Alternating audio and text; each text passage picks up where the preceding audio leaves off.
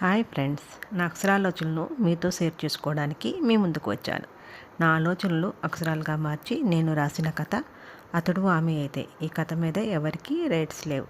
ఇది కేవలము నాకు మాత్రమే సొంతం. స్వప్న రోజాని అభినవ్ మీద పగ తీర్చుకోవడానికి పంపించింది కదా, మరి నిజంగా పగ తీర్చుకుంటుందా? స్వప్నని నమ్ముతాడు అభినవ్? ఒకవేళ నమ్మితే అభినవ్ పరిస్థితి ఏమిటి? తెలుసుకోవాలంటే అతడు ఆమె అయితే పార్ట్ 17 వినవలసిందే. మరి కథలోకి వెళ్దామా? నీకు ఒక నెల రోజులు టైం ఇస్తున్నా. నీ వెనక ఆ అభి తిరిగేలా చేస్తావా? సరే, లేకపోతే నీకు ₹1 కూడా ఖర్చు పెట్టను అని కాల్ కట్ చేసింది రోజా. రోజా నేను చెప్పేది విను అని చెప్తున్నా వినకుండా కాల్ కట్ చేసిన రోజాని తిట్టుకుంది స్వప్న. ఒకసారి నేను చెప్పేది వినాలి కదా, అభినవ్ గురించి తెలిసి కూడా నన్ను బ్లేమ్ చేయడము అని అనుకుని మరలా ఫోన్ చేసింది రోజాకి. 2-3 సార్లు ట్రై చేసిన తర్వాత కానీ కాల్ లిఫ్ట్ చేయలేదు రోజా. లిఫ్ట్ చేస్తూనే పొగరగా ఏమిటి అంది రోజా.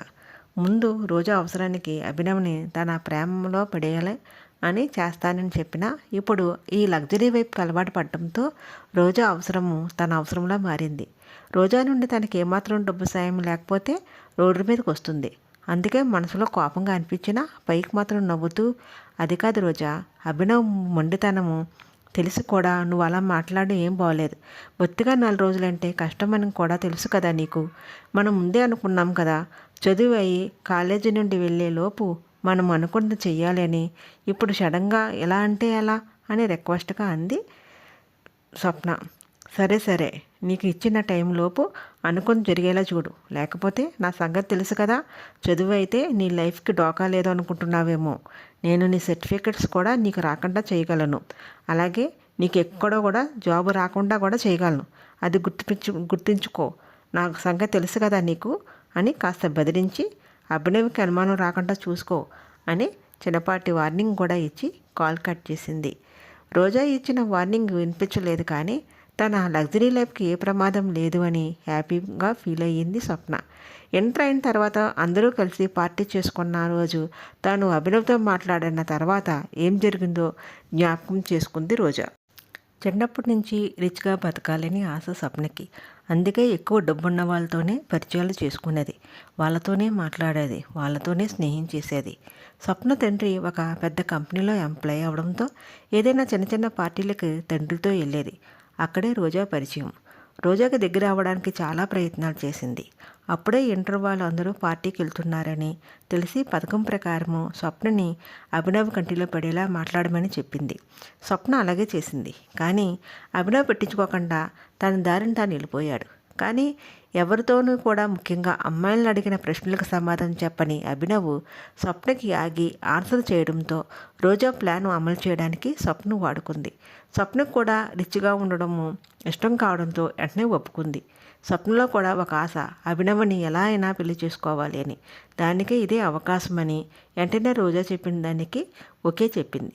స్వప్న ఎప్పుడు అయితే ఓకే చెప్పిందో వెంటనే అభినవ్ ఎక్కడ చదవడానికి వెళ్తున్నాడో ఏ కాలేజీలో తెలుసుకొని అదే కాలేజీలో స్వప్నం కూడా జాయిన్ చేసింది. స్వప్నం ముందు అభినవ్ని తన ప్రేమలో పడేయడం చాలా ఈజీనే అనుకుంది, ఎందుకంటే తను అందంగా ఉంటాననే నమ్మకంతో. ఇక్కడికి వచ్చిన తర్వాతనే తెలిసింది తాను అనుకున్నంత ఈజీ కాదు అని. కావ్యమాల కూడా అభినవ్ని ఇష్టపడుతున్నారని అర్థమైంది.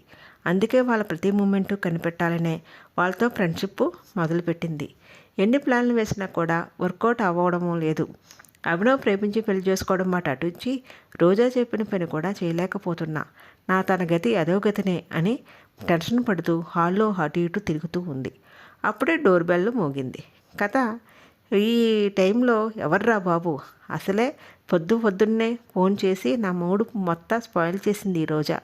ఎవరైనా అయితే గట్టిగా ఇచ్చేదాన్ని, కానీ రోజా అవడంతో ఏమీ అనలేక తిట్లు తిని సైలెంట్గా ఉన్నా అని కోపంగా అనుకుంది. ఆ కోపం ఎవరి మీద తీర్చుకోవాలో అర్థం కాక చిరాగ్గా ఉన్న స్వప్నకి డోర్ సౌండ్, బెల్ సౌండ్ ఇంకా చిరాకు రప్పించింది. అయిపోయాడు నా చేతిలో అని ఇసురుగా డోర్ ఓపెన్ చేసి ఎదురుగా ఎవరున్నారో చూడకుండా, పని పట్టలేదా, ఉదయాన్నే వచ్చారు అని అంటూ ఎదురుగా ఉన్న అభినవ్ని చూసి, అభి నువ్వా? ఓ సారీ అభినవ్, నువ్వేమిటి ఇక్కడ? నిజంగా వచ్చావా లేక కలగంటున్నానా వచ్చింది అభినయవా కాదా అని ఆశ్చర్యంగా ఎంతగా కళ్ళు నిలుపుకొని చూస్తున్న స్వప్నను చూసి, ఏమిటి ఇప్పుడే నిద్ర లేచావా అని అనుమానంగా చూశాడు పైనుంచి కింద వరకు. సాదాసీదాగా చూస్తూ చేతిలో ఒక చిన్న కవర్ పెట్టుకుని ఉన్నాడు. బ్రష్ లేక కూడా చేయకుండా నైట్ డ్రెస్లో ఉన్న తనని చూసి ఒకసారి చూసుకొని కంగారుగా, అంటే నువ్వు వస్తావని అస్సలు అనుకోలేదు, ఒక్క నిమిషం అని అక్కడి నుండి మాయమైనట్టు తుర్రుమని పారిపోయింది. బయట నిలబడి ఉన్న అభికి లోపలికి వెళ్ళాలో బయట నిలబడి ఎదురు చూడాలో అర్థం కాక నిలబడి ఉండిపోయాడు బయటే. వాష్రూమ్కి వెళ్ళి తను తిట్టుకొని గబగబగా ఫ్రెష్ అయ్యి డ్రెస్ మార్చుకొని ఒకసారి అద్దంలో చూసుకొని ఓకే అనుకుని హాల్లోకి వచ్చింది. హాల్లో ఎవరో కనిపించకపోవడంతో, ఏమిటి అభి వచ్చాడు కదా, నేను కలకనలేదు కదా అని అనుమానంగా చూస్తూ మైండ్ డోర్ ఓపెన్ చేసి ఉండడంతో, అంటే అభి వెళ్ళిపోయాడా? చా స్వప్న, నీ కళ నీ పేరులోనే స్వప్నంలోకి వెళ్ళిపోయింది. ఇంటికి వచ్చిన అవకాశముని చేజారా పాడు చేసుకున్నావు. నీకు బుద్ధి లేదు. ఒక సెకండ్ మాట్లాడి ఏదో ఒకటి కాఫీ టీ ఆఫర్ చేసి అప్పుడు ప్రెస్ అవ్వచ్చు కదా అని తిట్టుకుంటూ డోర్ క్లోజ్ చేయాలని డోర్ దగ్గరికి వెళ్ళి బయటే నిలబడి ఉన్న అభినయం చూడగానే, నువ్వు వెళ్ళలేదా? థ్యాంక్ గాడ్, అక్కడే నిలబడిపోయావేమి, లోపల రా అని మనసులో అమ్మయ్య అనుకుని నవ్వుతూ లోపలికి ఆహ్వానించింది. నువ్వు లోపలికి రమ్మని పిలవలేకపోతే అని సంశయంగా అన్నాడు. అది సర్ప్రైజ్తో కూడిన ఆనందం. నువ్వు మా ఇంటికి వస్తావని, అది కూడా సడన్గా నువ్వు వచ్చిన కంగారులో నిన్ను లోపలికి పిలవాలనే విషయం కూడా మర్చిపోయాను, అంతే, సారీ అని లోపల నడుస్తూ సోఫా చూపించింది కూర్చోమని. అవును, అది నిజమే. డైరెక్ట్ ఇంటికి రావడము బాగా వింతగా అనిపించవచ్చు నీకు, కానీ మళ్ళీ ఆలస్యం అవుతుందేమో అని అనిపించి ఇలా వచ్చాను అని అభి లోపలికి వస్తూ చుట్టూ చూశాడు.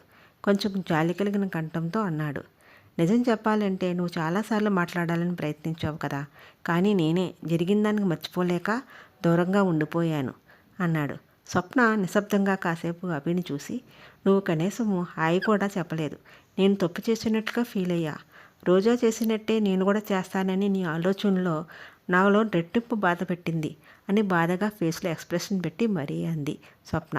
నీకు తెలియనిది ఏముంది స్వప్న, నిన్నే కాదు అమ్మాయిలను అందరూ దూరంగా ఉండాలని నిర్ణయం తీసుకున్నా. అప్పుడు పార్టీలో ధైర్యంగా నా తప్పు ఏమిటో చెప్పినప్పుడు అనిపించింది నిజమే కదా అని.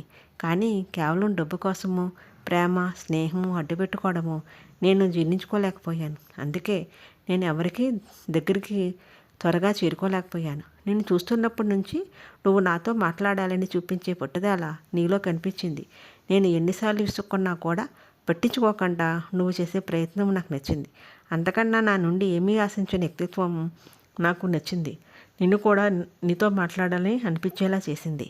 స్వప్న తల దించుకొని తన ముఖ కవలికలు కనపడకుండా, నిజం తెలిస్తే ఏమైపోతాడో పిచ్చోడు అయిపోడు కదా అని మనసులో నవ్వుకుంది. పైకి మాత్రం అమాయకంగా చూసి, ఇప్పుడు మాట్లాడుతున్నావంటే అదే చాలనిపిస్తుంది. నీ స్నేహం చాలు నాకు, అదే ₹1,00,00,000తో సమానం. నువ్వన్నీ మర్చిపోయి సంతోషంగా ఉండాలి అన్నదే నా కోరిక అని అంది స్వప్న. స్వప్న మాటలు పూర్తిగా నమ్మేశాడు అభినవ్. ఎప్పుడో ఏదో జరిగింది అని నేను ఒంటరిగా ఫీల్ అయ్యి నా ఆనందం దూరం చేసుకున్నా. ఇంకా నా ఆనందానికి ఎవరు దూరం చేయలేరు. అది సరే, ఇదిగో తీసుకో చిన్న పుస్తకము, నేను నచ్చుతుంది అనిపిస్తుంది. మన స్నేహం మొదలుపెట్టిన ఈ క్షణంలో నేను నీకు ఇస్తున్న చిరుకానిక అని ట్రూ ఫ్రెండ్షిప్ అనే బుక్ స్వప్న చేతిలో పెట్టాడు Abhinav. Thank you so much, ఇలివైన నీ ఫ్రెండ్షిప్ నాకు దక్కింది. ఐఆమ్ సో లక్కీ అని పైకి మాత్రం మురిసిపోతూ బుక్ తీసుకున్న సమయం మనసులో మాత్రం, ఇచ్చావులే బోర్డు పుస్తకం, ఏదైనా డైమండ్ రింగు లాంటిది ఇవ్వచ్చు కదా చిరుకానికంట అని తిట్టుకుంది. స్వప్న మెంటాలిటీ తెలుస్తుందా? నిజంగానే స్వప్న ప్రేమలో పడుతుందా, లేకపోతే మరలా రోజా చేసినట్టుగానే మోసంలో పడిపోతాడా అభినవ్? మరి తెలుసుకోవాలంటే అతడు ఆమె అయితే నెక్స్ట్ పార్ట్ వినవలసిందే.